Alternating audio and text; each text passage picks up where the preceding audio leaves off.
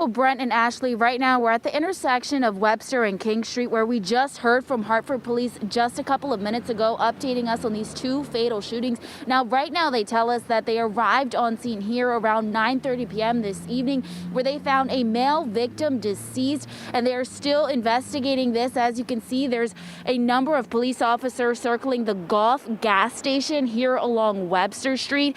Very limited details, but police also confirming another second homicide this evening just minutes away along Main Street. They tell us they found another male victim with a gunshot wound to the head. He was pronounced dead on scene.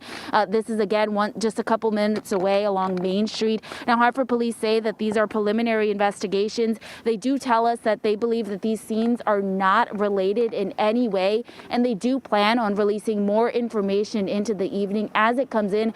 But for now, once again, one male victim found deceased due to a shooting here along Webster and King Street, and another male victim found dead, a gunshot wound to the head at a housing unit along Main Street. Police plan on releasing more information as it comes in, but for now, we're live in Hartford. It's Nia Maldonado, Fox 61 News.